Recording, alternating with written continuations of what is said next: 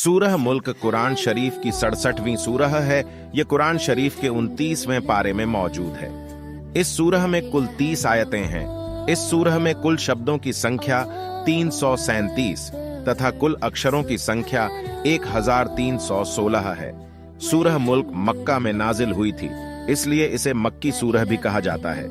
इस सूरह में अल्लाह ने इस बात पर जोर दिया है कि कोई भी इंसान अपनी मनमानी नहीं कर सकता, यानी इंसान अपनी इच्छा दूसरे लोगों पर थोप नहीं सकता, उससे जबरदस्ती काम नहीं करवा सकता, वह सिर्फ हुक्म दे सकता है। अगर कोई हुक्म नहीं माने तो कोई उससे जबरदस्ती नहीं कर सकता।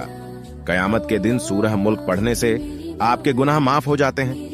एक हदीस के मुताबिक पैगंबर हजरत मोहम्मद सल्लल्लाहु अलैहि वसल्लम ने लोगों से हर रात को बिस्तर पर जाने से पहले सूरह मुल्क को पढ़ने की नसीहत दी थी।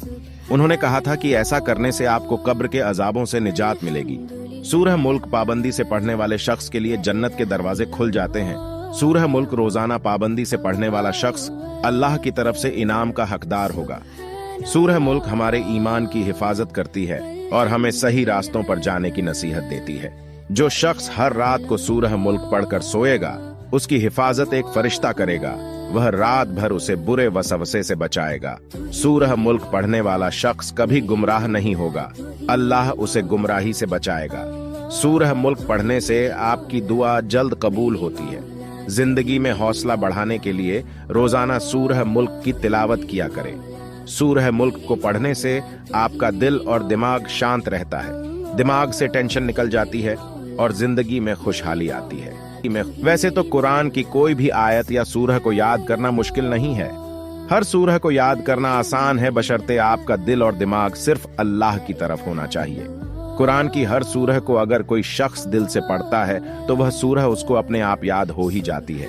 फिर भी हम आपको बता देते हैं कि सूरह मुल्क को याद कैसे कर सकते हैं। सबसे पहले तो सूरह मुल्क पढ़ने का एक वक्त तय कीजिए, ऐसा वक्त जिसमें आपके दिमाग में कोई दूसरी चीज न चल रही हो। ज्यादातर ऐसा वक्त रात में होता है या सुबह जल्दी का वक्त होता है। फिर भी आप अपनी सहूलियत के हिसाब से ऐसा कोई एक वक्त निकाल लें। उस वक्त पर रोजाना सूरह मुल्क की तिलावत करें और उसकी हर लाइन को धीरे धीरे तसल्ली से पढ़ें। इंशाअल्लाह आपको सूरह मुल्क जल्द ही याद हो जाएगी। इसके अलावा आप दिन में कभी भी सूरह मुल्क को सुना करें, इससे आपको इस सूरह को याद करने में और आसानी हो जाएगी। सूरह मुल्क में बहुत सारी अच्छी बातें बताई गई हैं, लेकिन इसके साथ साथ उसमें इंसानों के लिए एक सबक भी बताए गए हैं। सूरह मुल्क में बताया गया है कि अल्लाह ही इस दुनिया का मालिक है। अल्लाह ने ही इस दुनिया को बनाया है, उसी के सहारे ये दुनिया चल रही है। हवा, पानी, खाना सभी का इंतजाम वही कर रहा है। अगर वो नाराज हो गया तो पल भर में इस दुनिया को तबाह कर सकता है। सूरह मुल्क इंसानों को यह नसीहत देता है कि वह अल्लाह के बताए रास्तों पर चले और गलत कामों से बचे नहीं तो इसका अंजाम बहुत बुरा होगा। कुल मिलाकर सूरह मुल्क में यह हिदायत दी गई है कि अल्लाह ही सबका मालिक है।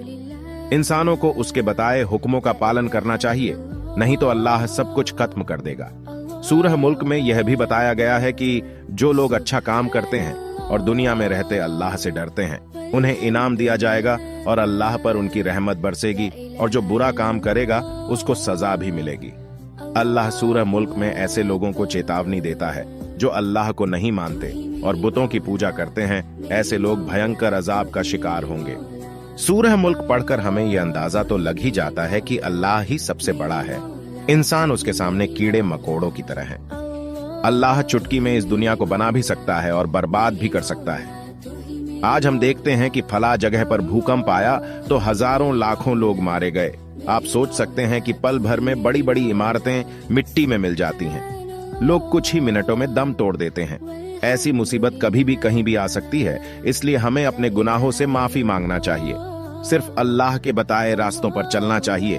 अगर हम अमीर इंसानों को ही सब कुछ मानने लगेंगे तो अल्लाह हमसे नाराज हो जाएगा और हम उसके अजाब का शिकार कभी भी हो सकते हैं। इसलिए हमें सिर्फ अल्लाह की इबादतों पर ध्यान देना चाहिए, अपने गुनाहों की माफी मांगनी चाहिए। दुनियावी जिंदगी ही सब कुछ नहीं है, हमें अपनी आखिरत को भी याद करना चाहिए ताकि हम जहन्नम की अजाबों से बच सके।